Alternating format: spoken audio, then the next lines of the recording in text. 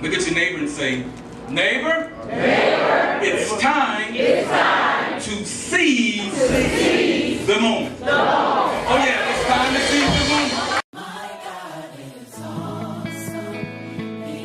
Has anybody ever been in a situation where you knew that you had to do something about where you were because it was going to be over for you? It was going to be disastrous. Have you ever been in a situation where it was either do or die, life or death, sink or swim, or as my grandmother would say, this is where the rubber meets the road? Bartimaeus was in a situation just like this.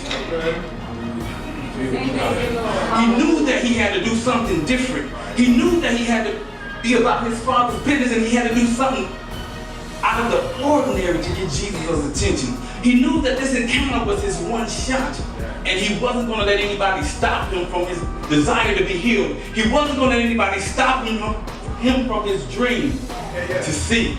He had to seize the moment. He knew he didn't want to answer the question that Langston Hughes posed in his poem, Dream Deferred. What happens to a dream deferred? Does it dry up like a raisin in the sun, or fester like a sore and then run? Does it stink like rotten meat, or crust and sugar over like a surface sweet?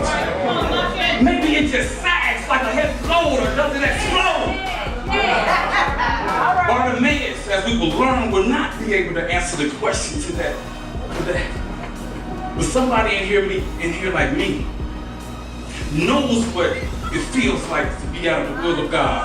Somebody in here like me knows that it festers like a sore. Somebody in here knows that it's like a heavy load. Somebody in here knows that it stinks like rotten meat.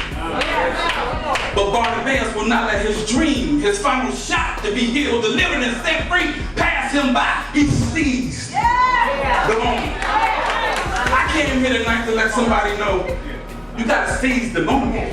You can't continue to let God pass you by. You can't continue to let God sit in the back seat. God is not a co-pilot. It's time for him to drive. It's time for him to lead.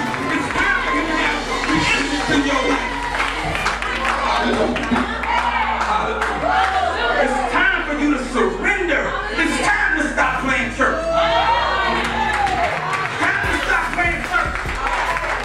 It's time to stop being messy. It's time for you to love.